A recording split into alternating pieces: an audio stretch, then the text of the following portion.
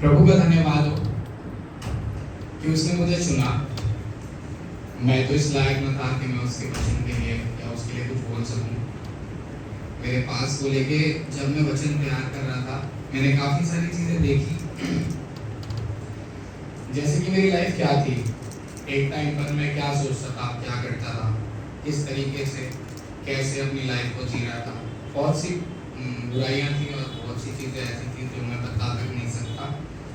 लेकिन आज जब भी खुदा ने मुझे चुना कि मैं इस वचन को मैं उसका धन्यवाद करता हूँ, अपने चर्च का, अपने यूथ का धन्यवाद करता हूँ कि मेरे मन में एक भाई है और उन्होंने मुझे कहा कि हाँ भाई आपको हम वचन से पढ़ेंगे। यूहन्ना 14 उसकी 15वीं आयत, कोई भी यूथ का सदस्य पढ़े और उसी में से हम उसकी 21वीं आयत भी पढ़ेंगे, कोई दूसरा सदस्य से पढ़े। यूहन्ना 14 उसकी 15वीं आयत। यदि तुम मुझसे प्रेम रखते हो तो मेरी आज्ञाओं को मानो। यस, और 21 पढ़ेंगे। जिसके पास मेरी आज्ञाएं हैं और वह उन्हें मानता है, वही मुझसे प्रेम रखता है, और मुझसे प्रेम रखता है, जो मुझसे प्रेम रखता है उससे मेरा पिता प्रेम रखेगा और मैं उससे प्रेम रखूंगा और अपने आप को उस पर प्रकट करूंगा। परमेश्वर में वचन के पढ़े उसके जाने सीधे हुए। जैसा कि मेरा आज का विषय है आज्ञाकारिता, ओबीडियंस, कि हम उस खुदा की आज्ञा को कैसे मानते हैं। अभी हमने 12 चेलों के बारे में सुना। हर एक चेले की एक अपनी अलग कहानी थी, हर एक का जीवन, उसका जीवन जीने का तरीका, यीशु मसीह को वो किस तरीके से अपनाता था वो तरीका, और किस तरीके से उनकी मृत्यु हुई। क्योंकि हमने देखा है कि जब यीशु मसीह अपने चेलों से बात करते थे, बहुत जगह उन्होंने ऐसा भी बोला कि तुम लोग मेरे कारण लोगों से सताए जाओगे और मारे जाओगे। सबके साथ ऐसे हुआ, लेकिन वो अंत तक आज्ञाकारी रहे और उस खुदा का प्रचार किया जब तक उनको मौत ना आई। मैं आप सभी से पूछना चाहता हूँ कि आज्ञाकारिता का क्या मतलब है आपकी लाइफ में? आप किस तरीके से आज्ञाकारिता को अपनी लाइफ में लेते हैं?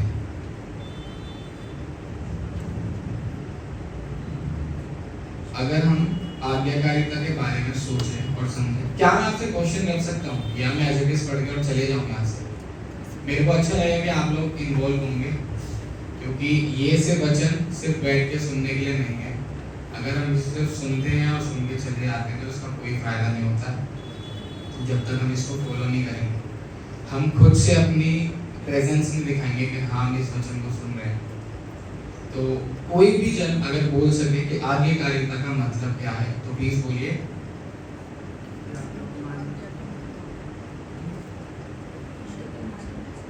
परमेश्वर के वचन पे चलना, उसकी आज्ञाओं को मानना।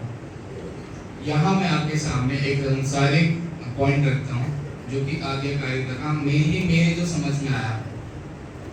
सांसारिक रीति से आज्ञाकारिता का एक नॉर्मल एग्जाम्पल मैं उठाऊं तो कानून को लेकर हम बोल सकते हैं। हमारे संसार में, दुनिया में जो कानून बने हैं लोग उन्हें फॉलो करते हैं। फॉलो क्यों करते हैं? वो एक रूल है, वो एक आज्ञा है। अगर आप उसे नहीं मानोगे तो आपको दंड भोगना पड़ेगा, चाहे वो किसी भी कानून का क्यों ना हो। छोटा सा एग्जाम्पल हम कानून में देखते हैं, यातायात है ना, ट्रैफिक। अगर हमें ट्रैफिक के चालान से बचना है, जो कि कुछ लोग बहुत अच्छे से फॉलो करते हैं और कुछ लोग फॉलो नहीं करते हैं। जो लोग फॉलो करते हैं वो हेलमेट पहनते हैं, अपने गाड़ी के कागज पूरे रखते हैं और सेफ ड्राइविंग करते हैं जिससे लोगों को हार्म ना हो। ठीक, जो लोग अच्छे से फॉलो करते हैं वह लोग दंड से बच जाते हैं। ये तो हमारा संसारिक हो गया।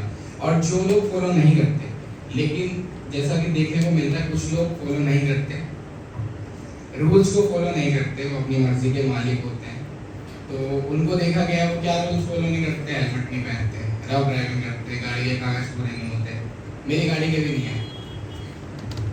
तो उनके लिए दंड की आज्ञा क्या रहती है? अगर हम कानून के पर्सपेक्टिव से देखें तो चालान होता है, पुलिस पकड़ लेती है। कुछ लोग होते हैं आराम से चालान कटवाते हैं, कुछ लोग होते हैं अपनी सफाई रखते हैं। मेरे चाचा सच्चो है, मेरे मामा ये है, कोई क्या है, कोई क्यों है, फोन में बात कर लो।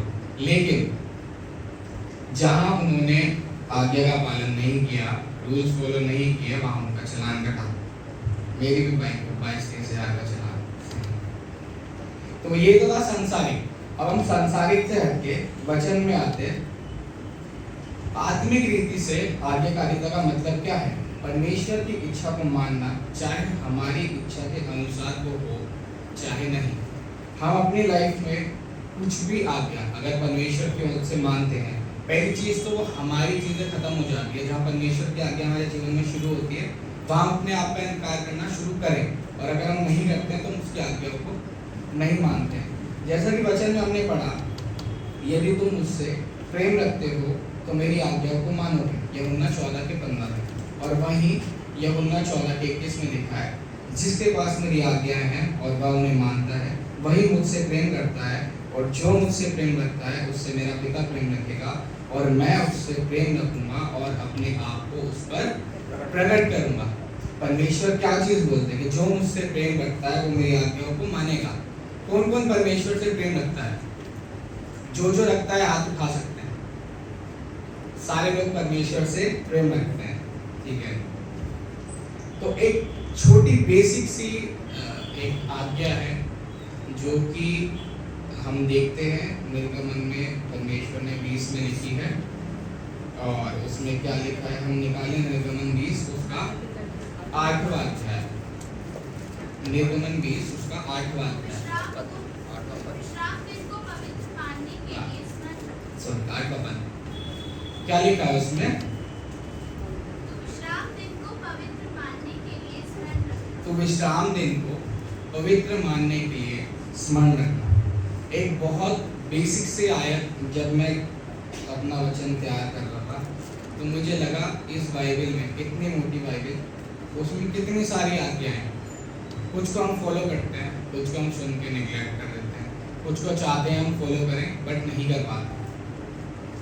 इस वचन में हम देखते हैं कि तू विश्राम दिन को पवित्र मानने के लिए स्मरण रखना।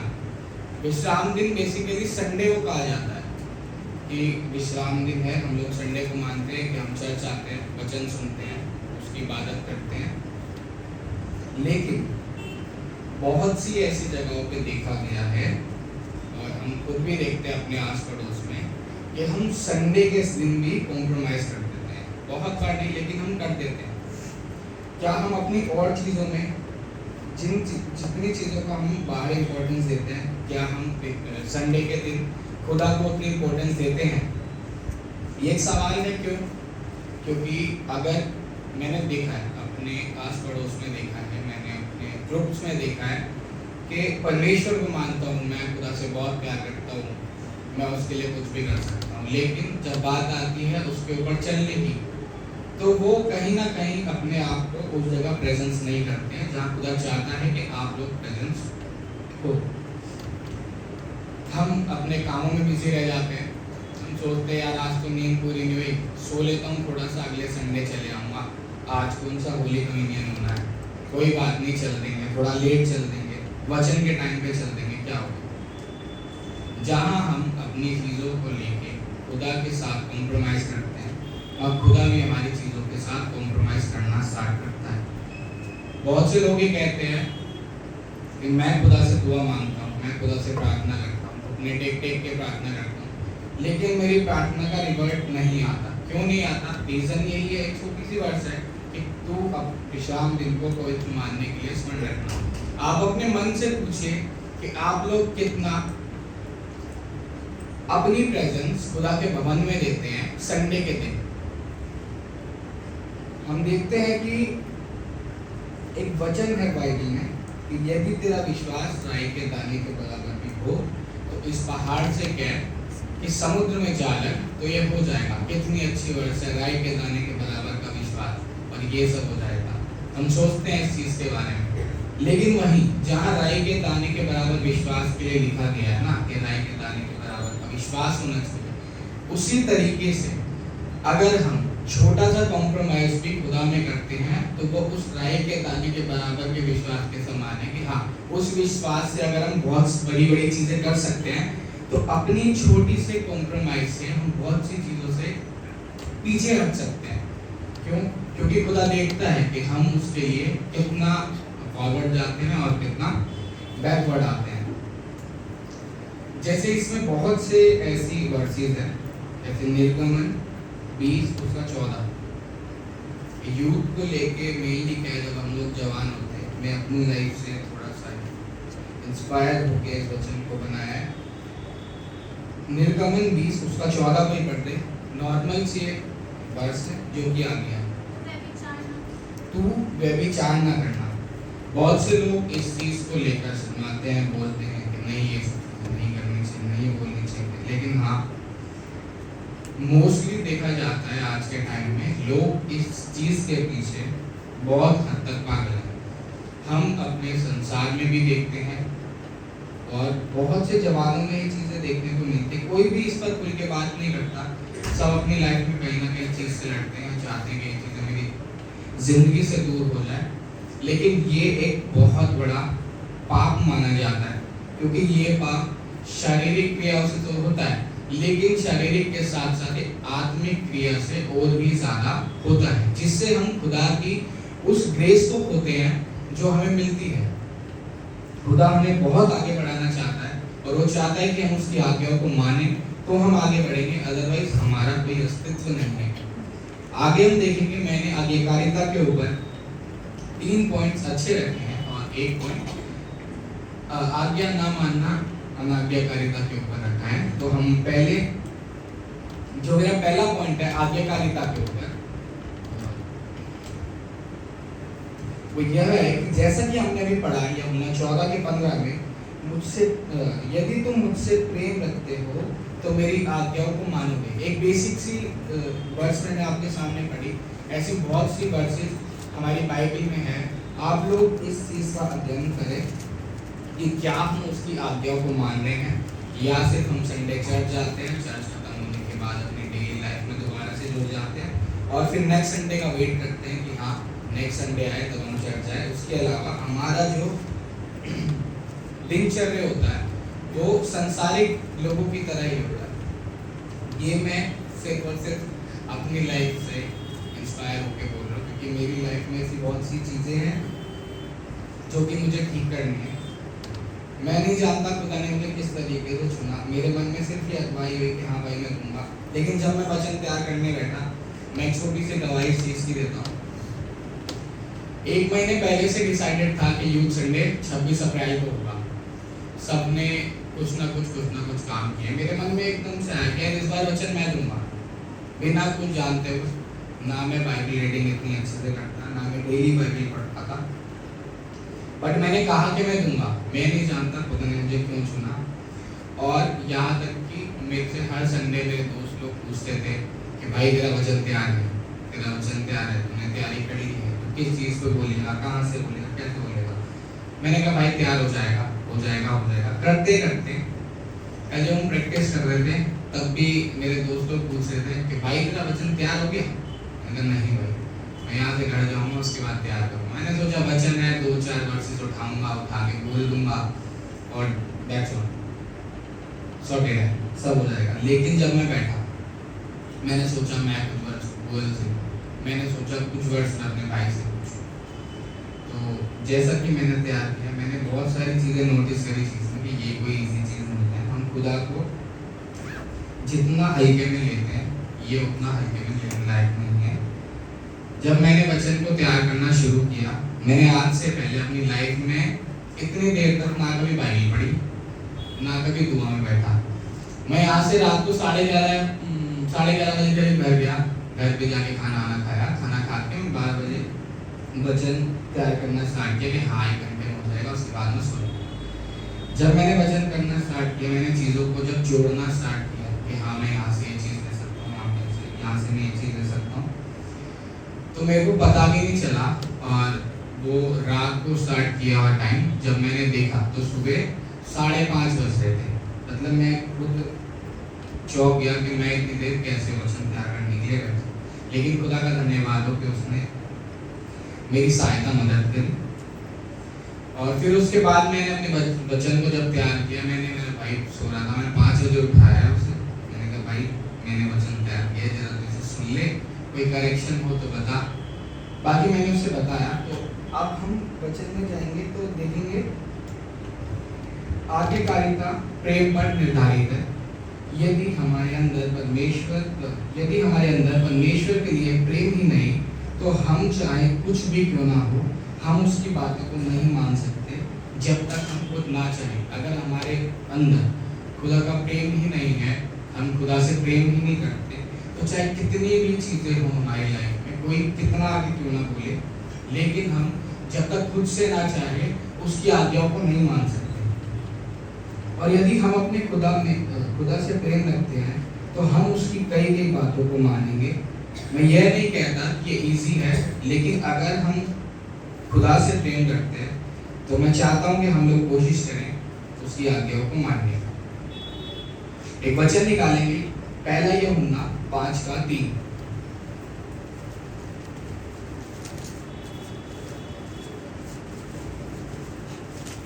क्योंकि परमेश्वर से प्रेम रखना ये है कि हम उसकी आज्ञाओं को मानें और उसकी आज्ञाएं कठिन नहीं। परमेश्वर का प्रेम यह है कि हम उसकी आज्ञाओं को माने और उसकी आज्ञाएं कठिन नहीं। ठीक, परमेश्वर के से प्रेम करना क्या है?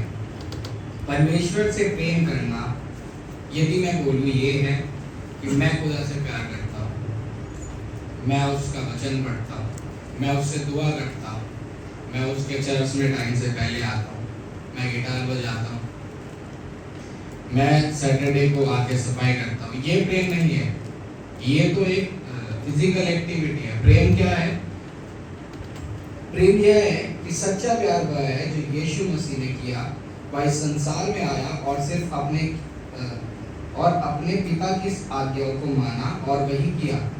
हमको प्रेम की असली मतलब समझाया, आज्ञाओं का पालन कैसे करना है वह बताया। यीशु मसीह के बारे में जो हम देखते हैं कि उन्होंने जो प्रेम है, उनका जो पिता से प्रेम था, उसी के ऊपर उन्होंने अपना जीवन व्यतीत किया। जो परमेश्वर ने उनको आज्ञा दी थी कि उन्हें जो इस पृथ्वी में आकर करना है, उन्होंने वो सारी चीज़ें की, और की ही नहीं बल्कि हमारे को दिखाया, हमें सिखाया, हमें समझाया कि हमें खुदा से कैसे प्रेम करना है। हमारे शब्दों से नहीं वरन हमारे कामों से पता चलता है कि हम मसीही हैं और यीशु को प्यार करने वाले हैं। और यह तब होगा जब हम उनकी तरह पिता की आज्ञाओं को मानेंगे। जो हमारा पहला पॉइंट था कि आज्ञाकारिता प्रेम का प्रमाण है। अगर हमारे अंदर खुदा के लिए प्रेम ही नहीं है तो हम उसकी आज्ञाओं को नहीं मान सकते। हम ये जांचें कि हम खुदा से प्यार करते हैं या नहीं करते। मेरा दूसरा पॉइंट, आज्ञाकारिता आशीष लाती है। इसके लिए हम पढ़ेंगे व्यवस्था विवरण 28:1।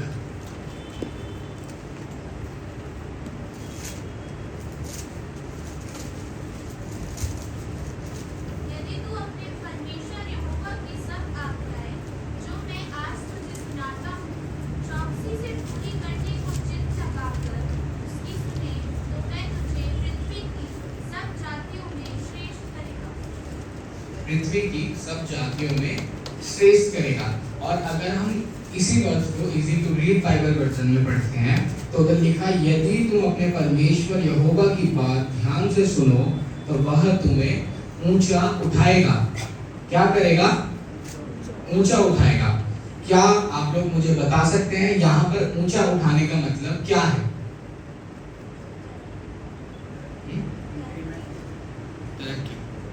और परमेश्वर के वचन के द्वारा जो लिखा गया है कि वो तुम्हें ऊंचा उठाएगा, ऊंचा उठाने का मतलब क्या है? ये सर्वश्रेष्ठ बनाएगा, ऊंचा उठाएगा, हमारे को ब्लेसिंग्स देगा, काफी सारी चीजें मेरी लाइफ में अच्छी होंगी। लेकिन जो मैंने यहाँ पर लिखा है, ऊंचा उठाएगा से मतलब है वह हमें सर्वश्रेष्ठ बनाएगा। ऊंचा उठाने से मतलब है सर्वश्रेष्ठ बनाएगा। सर्वश्रेष्ठ इन द सेंस हर एक लाइन में, हर एक काम में, हर एक चीज में, जिस काम में तुम हाथ दोगे वो तुम्हें ऊंचा उठाएगा। ये भी तुम उससे प्रेम करते हो और उसकी आशीष तुम्हारे साथ है। तो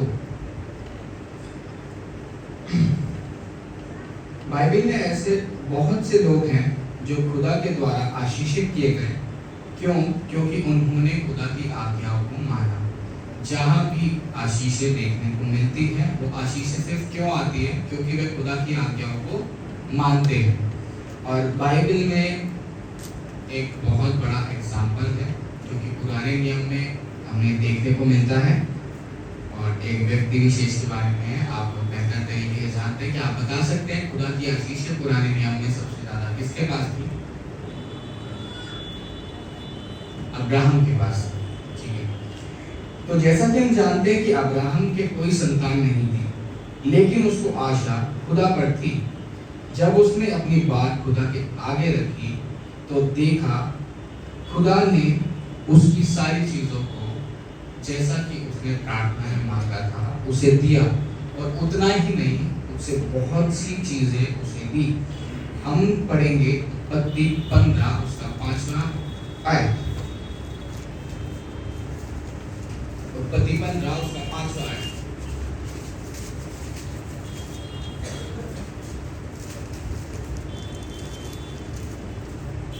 कोई भी जल्दी से निकालेंगे, पढ़ लीजिए। और उसने उसको बाहर ले जाके कहा, आकाश की ओर दृष्टि करके तारगण खोल के, क्या तू उसको गिन सकता है? फिर उसने उससे कहा, तेरा वंश ऐसा ही होगा। आमीन। ये एक कितनी बड़ी आशीष है।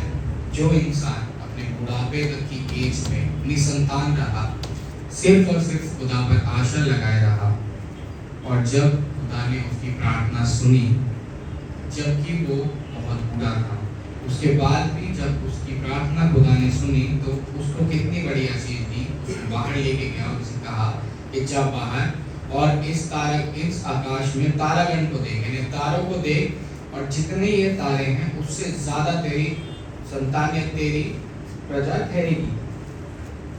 और ये सब चीजें, ये सब आशीषें उनके पास कैसे गई? ये आशीषें उनकी आज्ञाकारिता की वजह से और परमेश्वर के प्रति प्रेम और विश्वास के कारण उन्हें मिली। इब्राहिम ने परमेश्वर की आज्ञा मानी और इससे वह आशीष का मूल स्रोत बना।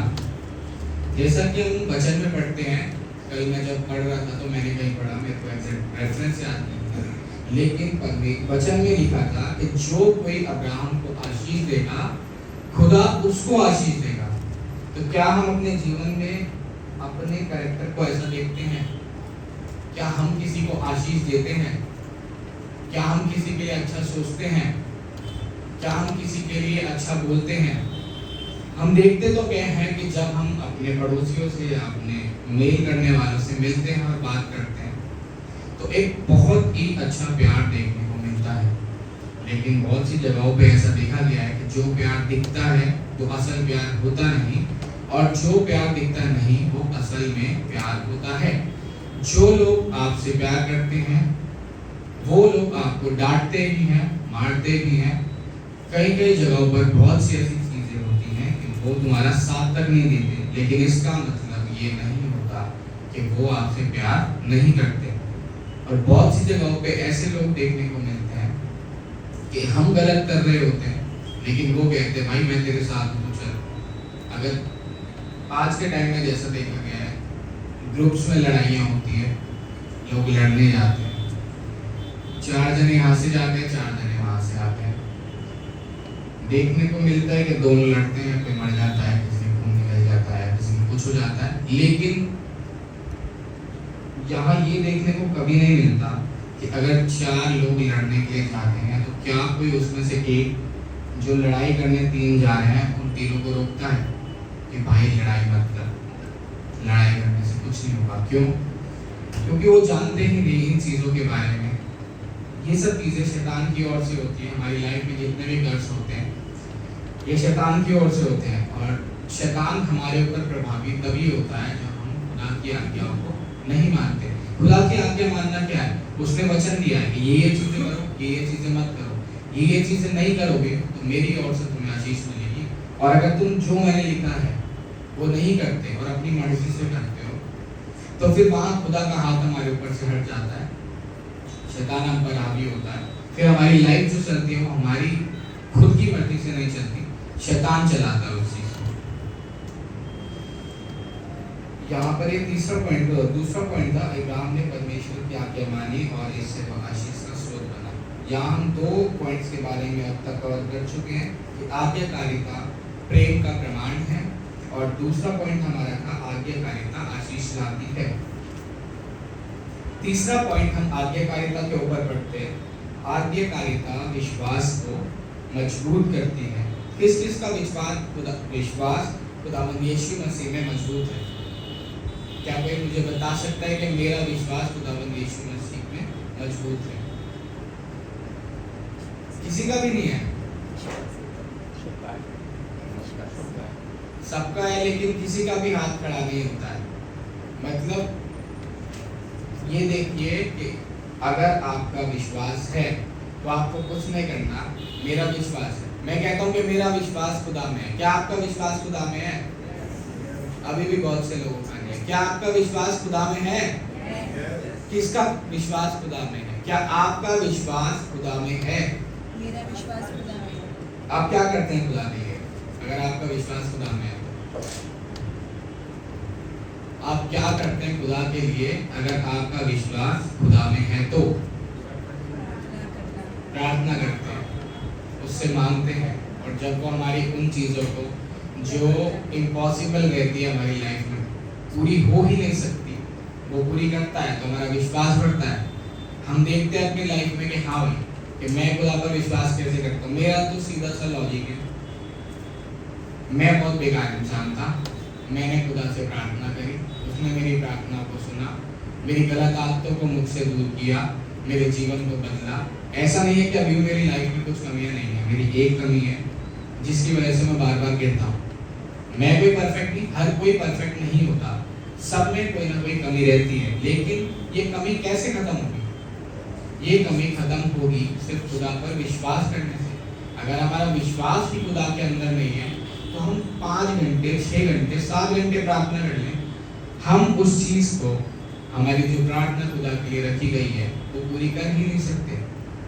ना खुदा उस चीज़ को सुनता।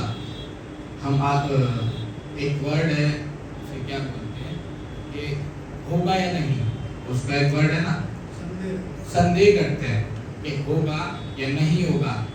आप प्रार्थना करते हैं, किस किस की प्रार्थना अब तक खुदा ने सुनी है? सबकी प्रार्थना खुदा ने सुनी है। और आप लोग खुदा से प्यार भी करते हैं, खुदा के वचन को भी पढ़ते हैं।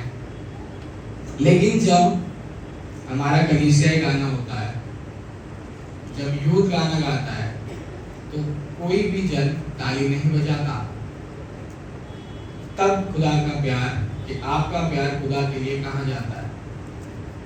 क्या हम इतने शर्म से भर जाते कि अगर हम ऐसे ऐसे करेंगे तो मतलब कोई देख लेगा तो हमारे लिए इंसल्ट की बात होगी? नहीं, मेरे को तो नहीं लगता। वचन ऐसा कहता है कि परमेश्वर सच्चे आराधकों को ढूंढता है। क्या आप परमेश्वर के भवन में आके उसकी सच्ची आराधना करते हैं? कौन कौन करता है सच्ची आराधना? अच्छा, सबको पता है कि मैं नहीं करता, तो कोई हाथ ही नहीं उठा रहा है, नहीं भाई मैं तो नहीं करता।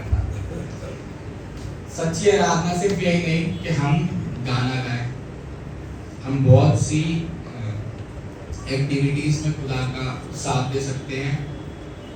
हम अपने जरिए से खुदा के वचन को फैलाकर उसकी आराधना कर सकते हैं।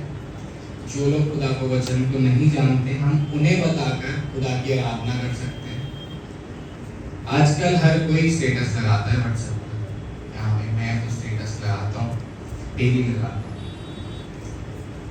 अगर आप खुदा से प्यार करते हैं तो सिर्फ प्यार करना स्टेटस लगाना नहीं होता, प्यार करना सिर्फ गाना गाना नहीं होता जैसा कि हम लोग गाते हैं, वो सिर्फ प्यार नहीं है। प्यार सिर्फ ये नहीं होता कि कोई चर्च की सफाई करता है, प्यार सिर्फ ये नहीं होता कि हम लोग जल्दी आ जाते हैं। ये हमारी एक फिजिकल एक्टिविटी है, ये एक सेवा है, जो ये हमारा कर्तव्य है कि हमें खुदा के भवन में करना है। मेरा ये मानना है, मैं ये जानता हूँ अपनी लाइफ में, मैंने ऐसे देखा है, अगर मैं अपना समय खुदा को देता हूँ तो खुदा मेरी लाइफ में उन चीजों को करता है जो इम्पॉसिबल है। बहुत ही ज़्यादा इम्पॉसिबल है। अब ये चीज़ें मैंने किसी के साथ शेयर तो नहीं की है, चर्च में तो किसी के बहुतों के साथ की भी है, लेकिन ऐसे किसी को नहीं पता। ये मेरे जीवन की एक बहुत बड़ी गवाही है। ये विश्वास को मजबूत करने के लिए एक छोटी सी गवाही मैं आपके सामने देता हूँ कि मेरा नाम मनदीप सिंह। मेरी मम्मी 2012 में हमें चर्च लेकर आई। उससे पहले पापा हिंदू थे, तो कभी कोई से मंदिर जाते थे, कभी हम वहाँ जाते थे, लोधी रोड साई बाबा मंदिर, वहाँ दुआ मिलता था। फिर हम गुरुद्वारे जाते थे, वहाँ लंगर मिलता था, घूमते थे कि हाँ भाई चलो। ये एक पिकनिक स्पॉट बन गया था हमारे लिए। ये किसी भी धर्म के बारे में गलत बोलना नहीं, जो हमारा पर्सपेक्टिव था ना उस चीज़ को फॉलो करने का, वो क्या था, एक पिकनिक स्पॉट था। संडे है, सैटरडे है, तो चलो शाम को आ जाएंगे, वहाँ से खाना खा के आएंगे, और गुरुद्वारा जाएंगे तो वहाँ से खा के आएंगे। लेकिन धीरे धीरे करके, मुझे नहीं पता मेरी मम्मी का विश्वास कैसे बढ़ा।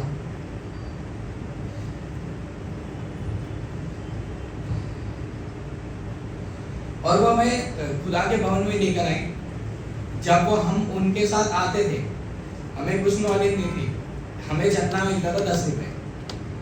10 रुपए के चंदे में हम क्या करते थे, 5 रुपए की कचौड़ी खाते थे, 3 रुपए के कंचे लेते थे, 1 रुपए की टॉफी लेते थे, और जो 1 रुपया बचता था वो संडे स्कूल में जाके डालते थे। क्या भाई हम चर्च आए हैं, मम्मी ने दिया है, खा लिया पी लिया, चर्च चले गए, खत्म। हमें असली मतलब नहीं पता था कि इस संडे का मतलब क्या है, जो कि आज मैंने अपनी लाइफ में जाके जाना कि हाँ, दान का असली मतलब क्या है। तो ऐसे ही हमारी लाइफ बढ़ती गई। हम चर्च आए, हमने बहुत से लोगों से मिले, बातें करी। हमारा फाइनल टर्निंग पॉइंट खुदा को लेके कहाँ बदला, जो हमारी मम्मी एक्सपायर हुई, उसके बाद से हमारी लाइफ चेंज हुई।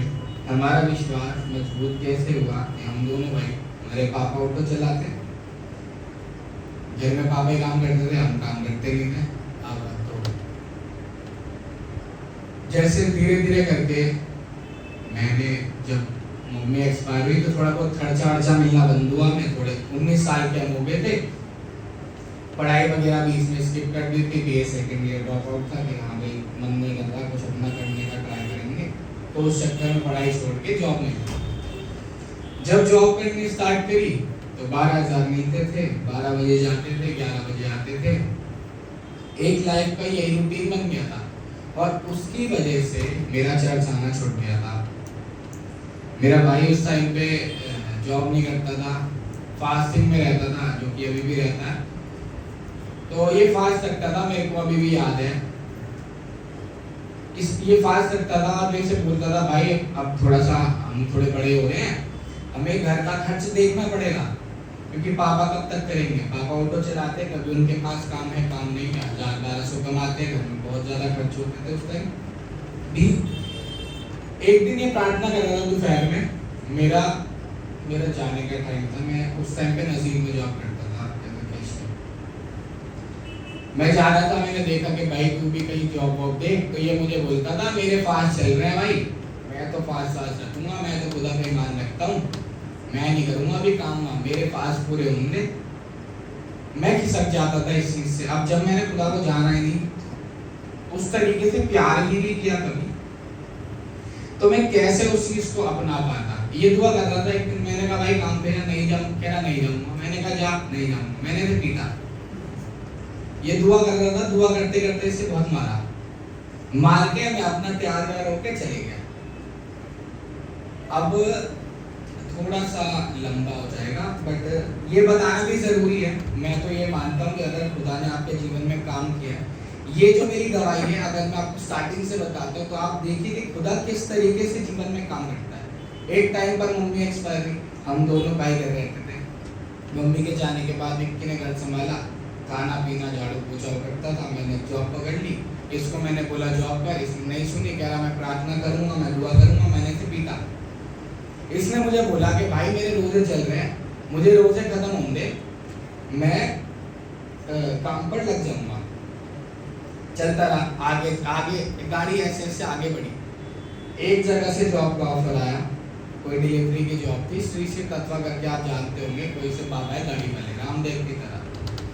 उनकी कंपनी से ऑफर आया मेरे लिए कि भाई डिलीवरी का काम करना है। मैंने कहा मैं तो जॉब कर रहा हूँ, इसको लेके चले गया मैं अपने नाम से कि ये मनदीप है, इसको लगा लो। अब उन्होंने इनको लगा लिया। अब आप ये देखिए, मेरा भाई 10,000 कमाता है, मैं 12,000 कमाता हूँ। मेरे 12,000 मेरी जेब में नहीं है, वो 10,000 से घर भी चला रहा है। उस टाइम पे थोड़ा लोन वगैरह था सोने वगैरह पे, वो भी भर रहा है और अपने पास सेविंग्स भी कर रहा है। भाई कितने रुपए हैं मेरे पास, बस तू बता। मेरे पास तो जीरो है भाई, मेरे पास कुछ बचता ही नहीं है। एक चीज हिट करी वहां पे कि हाँ, कि मेरे से कम कमाता है, मेरे से ज्यादा खर्च करता है, मेरे पास पैसे नहीं है, इसके पास पैसे है। ये है आशीष खुदा की ओर से। जब हम उसके आगे पैर में चलते हैं, बढ़ते गए, टाइम बीता, आगे जाते रहे। जहां पर विक्की को जॉब पे लगाया था, वहां पर एक मैम थी, रशिका मैम। उनसे बातचीत हुई, घर में आना जाना हुआ। उसके बाद वो घर आई, हम उठे बैठे उनसे मिले। अब आप देखिएगा किस तरीके से खुदा ने कड़ियों को जोड़ा। ये हमारे काम की एक बहुत बड़ी दवाई है जो खुदा ने हमारी लाइफ में किया। हर कोई शख्स चाहता है कि हमारा काम ऐसा हो कि हम खुदा को भी टाइम दें, हमारा अच्छा रवैया रहे और सारी चीज़ें एक बैलेंस होकर चले। तो जहाँ ये काम करता था वहाँ पर एक रशिका मैम थी, यहीं शादरे में रहती हैं। तो उनको ये अप डाउन करवाता था साथ में। उनका ऑफिस था अशोक नगर नोएडा के पास। तो उनसे मतलब हम थोड़ा क्लोज हुए। उनके जरिए उनके पति से मिले। उनके पति का नाम पीयूष था। तो वो कहीं पे ड्राइविंग की जॉब करते थे। अब हम लोगों ने उस टाइम तक काम छोड़ दिया था, लेकिन रशिका मैम के साथ हमारा उठना बैठना था। तो जहाँ पर उनके पति जॉब करते थे, रशिका मैम के पति, उनके मालिक का काम था डॉग ग्रूमिंग का।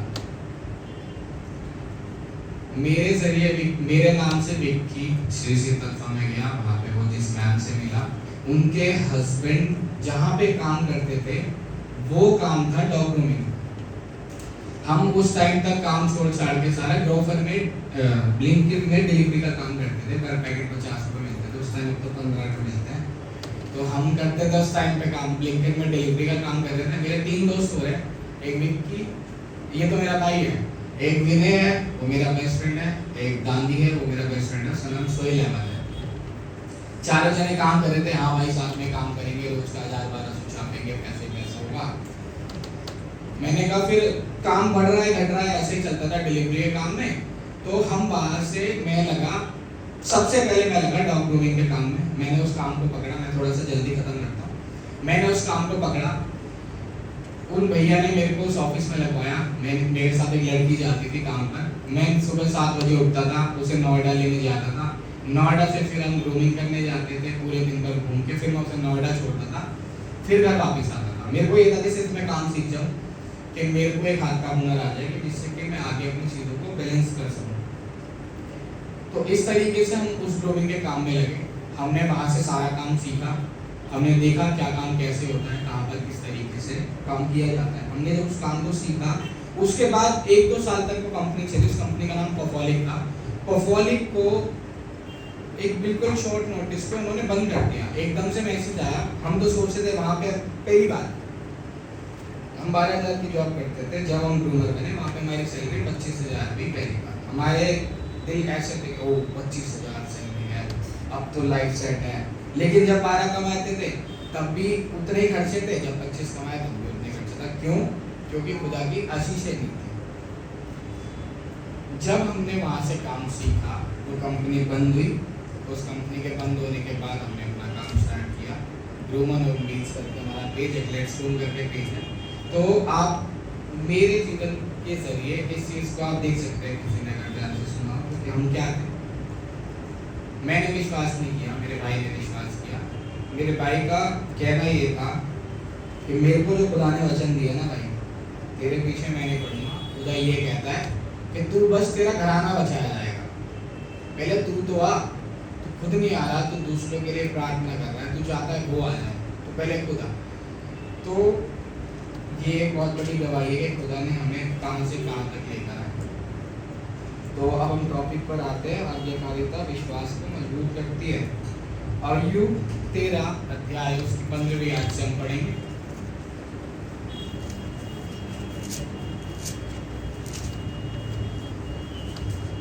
कोई भी एक जन पढ़ लीजिए, अय्यूब 13 उसकी 15वीं आयत।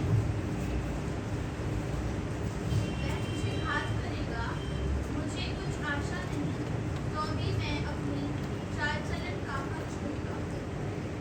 वचन में लिखा है वह मुझे घात करेगा, मुझे कुछ आशा नहीं, तो भी मैं अपनी चाल चलन का पक्ष लूंगा। यहाँ पर हम देखते हैं, यदि इस वचन को नीचे टू रीड बाइबल वर्जन में पढ़ें तो वहाँ लिखा है, चाहे परमेश्वर मुझे मार दे, मुझे कुछ आशा नहीं है, तो भी मैं अपना मुकदमा उसके सामने लड़ूंगा। मतलब मैं उसी पर ईमान रखूंगा कि वही है जो सब ठीक करेगा। हम लोग अय्यूब के बारे में बहुत अच्छे तरीके से जानते हैं कि उसका ईमान, उसका विश्वास खुदा के ऊपर कैसा था, उसकी लाइफ में कितनी सारी चीज़ हुई, सारी धन दौलत उसकी खत्म हो गई, सब लोग उसके मर गए, उसकी बीवी ने उसको बोला तो क्या खुदा खुदा करता रहता है, तेरे साथ तो इतनी सारी चीज़ हो रही है, तेरा खुदा कहाँ है, तुझे देख के नहीं रहा। लेकिन उसका विश्वास खुदा के ऊपर इतना मजबूत था, अगर हम इसे सिंपल तरीके से बोले, चाहे वो मुझे मार भी डाले तो भी मैं उसी पर भरोसा रखूंगा, मेरा ईमान उस पर रहेगा। क्या हमारा ईमान खुदा में ऐसा है कि हम उसके ऊपर इतना विश्वास रखते हैं कि आप खुदा तो मुझे मार भी दे लेकिन मेरा ईमान तुझ में मजबूत रहेगा। हम अपने जीवन में बहुत से ऐसे लोगों को देखते हैं, मेरे दोस्त की फैमिली है, मेरे नोन में बहुत से लोग हैं, खुदा के नाम को जानते हैं, खुदा को पहचानते हैं, खुदा पर विश्वास करके बैप्टिज्म लेते हैं, लेकिन एक टाइम आने के बाद जब कहीं से कहीं तक भी रिवर्ट नहीं मिलता तो वापस उन्हीं चीज़ों में चले जाते हैं जो नाशवान होती है। तो क्या हम इस चीज़ को देखें कि हमारा विश्वास खुदा में कहाँ पाया जाता है। जैसा कि हम देखते हैं, अय्यूब के सामने बहुत सी परेशानियां आई, उसके बच्चे, उसकी जायदाद, मतलब सब कुछ शैतान ने उससे छीन लिया, लेकिन उसने अपने ईमान को, अपने विश्वास को कमजोर नहीं होने दिया। तो हम देखें कि खुदा का विश्वास हमारे अंदर कितना पाया जाता है। यदि हमारे अंदर विश्वास नहीं है तो हम उसकी आज्ञाओं को भी नहीं मान सकते, उसकी आज्ञाओं पर नहीं चल सकते। है तो बहुत, बट हम इसे खत्म करेंगे। मैं लास्ट पॉइंट आपके सामने रखूंगा, अनाज्ञाकारिता के परिणाम। अनाज्ञाकारिता के क्या परिणाम होते हैं। बाइबल में बहुत से ऐसे एग्जांपल्स हैं जिसमें देखा गया है कि जिस टाइम में परमेश्वर की आज्ञा को नहीं माना, उसकी लाइफ में क्या क्या चीज़ें हुई और उसके जीवन में कैसे कैसे चीज़ों के बदलाव हुए। तो हम बाइबल से एक पॉइंट लेंगे जो कि उत्पत्ति 2 उसके 6 और 7 में है, जिसमें लिखा गया है कि सबसे पहली अनाज्ञाकारिता वही है, जिसमें कि 2 लोगों का वर्णन किया गया है, आदम और हव्वा का। परमेश्वर ने आदम और हव्वा को अदन की वाटिका में रखा और उन्हें कहा कि तू इस वाटिका के हर एक वृक्ष का फल खाना, लेकिन ज्ञान के वृक्ष का फल मत खाना। सिंपल था, सॉर्टेड था, लाइफ अच्छी चल रही थी, मस्त रह रहे थे, खा रहे थे, पी रहे थे। एंट्री शैतान की हुई, उसने उसको भरमाया, उसने वो फल खाया और खुदा ने उनको उस वाटिका से बाहर निकाल दिया। पाप हुआ, जब परमेश्वर आए, उन्होंने देखा कि आदम तू कहाँ है। आदम ने कहा मैं नंगा हूं। तो उन्होंने कहा क्या तूने उस पेड़ का फल खाया जिसको खाने को मैंने तुझे मना किया था। तो आदम ने कहा जिसे तूने दिया उसने मुझे खिलाया। वो खुदा भी दोष लगा रहा है कि भाई तूने मुझे दिया, मैं तो मस्त रह रहा था, मैं तो खाता भी नहीं, इसने मुझे बोल दिया खा ले और मैंने खा लिया। जब उसने वो फल खाया तो उसका परिणाम क्या हुआ। फल खाने से पाप संसार में आया और दुख, मेहनत और मृत्यु संसार में आई। आजकल हर एक शख्स मृत्यु से डरता है, मैं भी डरता हूँ, लेकिन जो लोग मसीह को मानते हैं वो मृत्यु से नहीं डरते। क्यों? क्योंकि अगर हम मृत्यु को प्राप्त करते हैं तो ये हमारे लिए एक उद्धार की बात है, क्योंकि हम मरते नहीं, हम सोते हैं और जब हम सोएंगे तो हम फिर जलाए जाएंगे। और अगर हमारे ये तीनों पॉइंट्स अगर क्लियर होंगे तो हम उसके राज्य में प्रवेश करेंगे, अदरवाइज नरक की आग में जल जाएंगे और वहाँ वो आग कभी घुसती नहीं और जलती रहती है, वहाँ चीखना होगा, सारी चीज़ें होगी। हम अपने आप को इन सब उदाहरणों में कहाँ पाते हैं। मैं ये क्वेश्चन आपके ऊपर छोड़ता हूँ। एक वचन हम छोटा सा पढ़ेंगे इसके बाद ये लास्ट वचन है, मैं खत्म करूंगा। मैंने बोला तो 20 मिनट खत्म, जो वो 40 मिनट गए हैं। लेकिन एक ये वचन है जो मैं आपके सामने बोल के खत्म करूंगा। हम वचन पढ़ेंगे निर्गमन 20 का 5वीं आयत। ये आज्ञा ही है, हम आज्ञाओं के लिए पढ़ रहे हैं। तो ये एक आज्ञा है जिसमें परमेश्वर हमसे क्या कहते हैं, तो उनको दंडवत ना करना और ना उनकी उपासना करना, क्योंकि मैं तेरा परमेश्वर यहोवा जलन रखने वाला परमेश्वर हूँ। और जो मुझसे बैर रखते हैं उनके बेटों पोतों और परपोतों को भी पितरों का दंड दिया करता हूँ।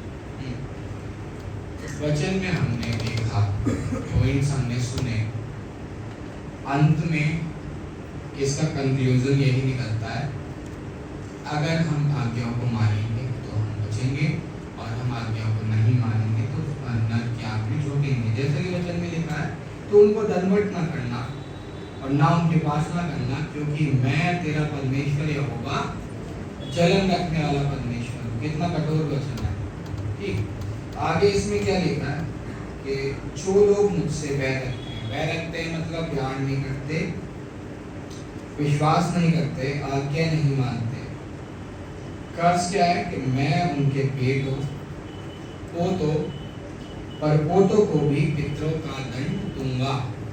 यहाँ साफ साफ शब्दों में लिखा है कि जो लोग मुझसे बैर रखते हैं, परमेश्वर से बैर रखने का मतलब क्या है, रास्ता ये है परमेश्वर ने जो हमें दिखाया। अगर हम इस पे चल रहे हैं तो हम परमेश्वर से बैर रख रहे हैं। तो आज हम अपनी लाइफ में देखिए, ये क्वेश्चन मार्क है आप सभी के लिए कि क्या परमेश्वर की आवाज़ को हम सुन रहे हैं और क्या उसकी आज्ञाओं को हम मान रहे हैं। ये क्वेश्चन है आप सब इन्हीं सब जो मैंने पॉइंट्स रखे अध्ययन कीजिए। अगर किसी को चाहिए कि पॉइंट्स क्या है, कहाँ से रेफरेंस है, मेरे पास है, मैं आपको दे सकता हूँ। मैं खुदा का बहुत बहुत धन्यवाद करता हूँ कि उसने मुझे चुना कि मैं उसके वचन को दे सकूँ और उसकी उन बातों को आपके सामने रख सकूँ जो उसने मेरे मन में डाली। आप सभी को बहुत बहुत धन्यवाद और मैं खुदा का धन्यवाद करता हूँ। मैं एक छोटी सी प्रार्थना करके इस वचन को समाप्त करता हूँ। हे मेरे खुदा, मेरे पिता, मेरे अब्बा, मेरे प्रभु, मैं आपके नाम का धन्यवाद चाहता हूँ कि पिता परमेश्वर कि तूने जो वचन मुझे दिया मेरे पिता परमेश्वर, बहुत सी चीज़ें मैंने इसमें नहीं लिखी और बहुत सी चीज़ें मैंने इसमें लिखी। जो नहीं लिखी वो तूने मुझसे बुलवाई और जो मैंने लिखी थी उन चीज़ों को तूने ढांपा, क्योंकि तू बेहतर तरीके से जानता है कि तेरे चुने हुए लोगों के लिए क्या चीज़ें रखनी है और क्या चीज़ें नहीं रखनी। प्रभु मैं तेरे नाम का धन्यवाद करता हूँ इस यूथ संडे के लिए जो भी पिता परमेश्वर तूने आज ही पूरा किया है मेरे प्रभु। यहाँ जो जो जन आए हैं प्रभु, हम जानते हैं कि ये लोग चुने हुए हैं कि ये तेरे नाम को पुकारने के लिए पिता परमेश्वर हर संडे तेरे भवन में आते हैं। प्रभु हर एक को ब्लेस कर, हर एक को छू, हर एक को आशीषित कर मेरे पिता परमेश्वर। जो इनकी प्रार्थना इनके मनों में है, जो पिता परमेश्वर किसी शर्म के कारण बोल तक नहीं पाते, तू उनके मनों को जानता है प्रभु। मेरी भी बहुत सी प्रार्थनाएं थी जो मैंने नहीं बोली, तूने पूरी की प्रभु। तू हर एक की प्रार्थना को पूरा कर, जैसे तूने हमारा विश्वास, तूने मेरा विश्वास मजबूत किया प्रभु, तू वैसे मेरे हर एक प्यारे जन का विश्वास मजबूत कर और उन्हें चुन अपनी महिमा के लिए इस्तेमाल कर। मैं तेरे नाम का लाखों लाख बार धन्यवाद करता हूँ। मैं जानता हूँ छोटा था बड़ा बोला, लेकिन पिता परमेश्वर समय सिर्फ समय है। अगर हम फोन चलाने में 2-2 घंटे दे सकते हैं, तो मेरे पिता हम तेरे वचन को सुनने में 5 घंटे 10 घंटे भी दे सकते हैं। तो मेरे पिता परमेश्वर तू हम लोगों को इस तरीके से तैयार कर कि हम 1 घंटे में बोर ना होकर 5 घंटे तक आनंद से तेरे उस वचन को सुन सके। मेरे प्रभु मैं हर एक बार तेरा धन्यवाद करता हूँ, विश्वास करता हूँ कि तूने मुझे मौका दिया, तू मुझे चुन, मेरे पापों के लिए मुझे क्षमा कर। हर एक को तेरे हाथों में सौंपते हैं। इस वचन के लिए धन्यवाद के साथ प्रार्थना प्रभु यीशु के नाम से मांगते हैं, आमीन। आप सभी को praise the Lord, praise the Lord.